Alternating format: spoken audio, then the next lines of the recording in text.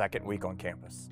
I was a freshman, first semester, and everything was new to me. So my world was already turned upside down, and it turned upside down twice. I remember a lot of people were going home, but our editor at the time put a call out to see if any of us Reveillians could stay. It just felt like you were compelled to stay and help in any way that you could.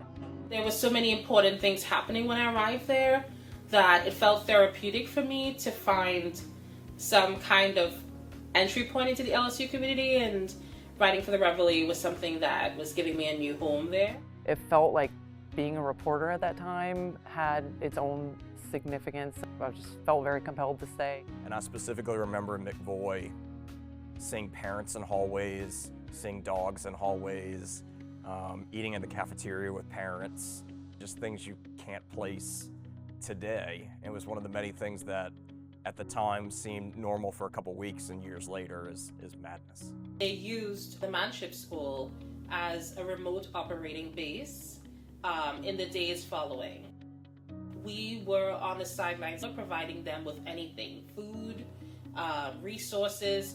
You know, the Manship School stepped up to not only help them continue to broadcast, they were going back and forth from the city too, but to also just be whatever runners that they needed at the time.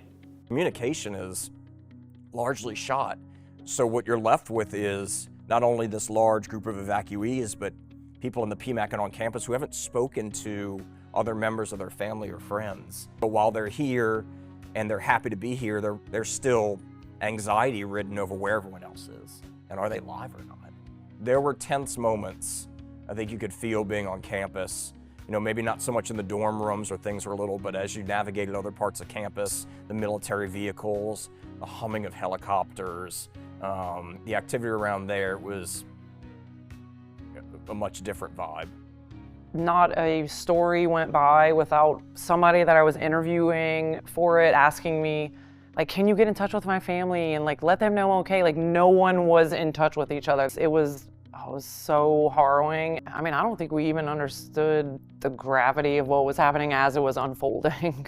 I mean, you look back at it now and it's still kind of surreal. We obviously knew, the horror of what was happening, and it being kind of fuzzy because we were just on go mode and just trying to help in any way that we could. Really, if you think about LSU, the city of Baton Rouge, the Reveille, no historian, but really entering was probably one of their finest hours as institutions and as cities, to take in basically an entire major city, turning the PMAC and the track facility at the time into hospitals. In some cases, acute care, emergency rooms in hospitals. Think about what the city did, what the university did, and as a part of the university, what the paper did in terms of stepping up to try to wrap our arms around these people. I think the Ag Center also took in rescued animals at the time. And I mean, it was just, the university was transformed in a way that was mind-blowing and honestly very impressive on such short notice. I mean, all people were in that acute care center in the PMAC were dying because of injuries or because of what the circumstances were, and it was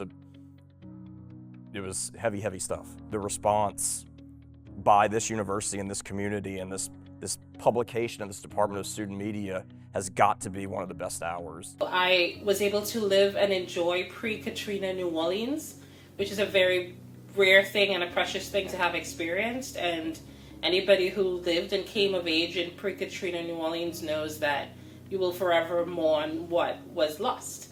And you know precisely what has not returned. We think 20 years later we would see some portion of it return. They have never returned. That is, I think, something that people outside of the city may not fully understand or appreciate. It makes me want to go back and look at that Reveille front cover. The day school restarted, and we all remember, or at least I remember this picture, this distinct photo of this female student worker, student volunteer, and she's, maybe an orange shirt or a blue glove, and she's holding the hand of the woman in the wheelchair. And that image, in my mind, you can't illustrate more of the dynamics of everything going on this campus and in this community than that image there. Think about flipping through the pages of that edition and all the work that was put into it, and then the next day edition, the day after that, and everything that was to come. It was Herculean work, way beyond the years of a student publication at the time, because that's what the situation called for. It called for being, above and beyond anything what you expect it to be.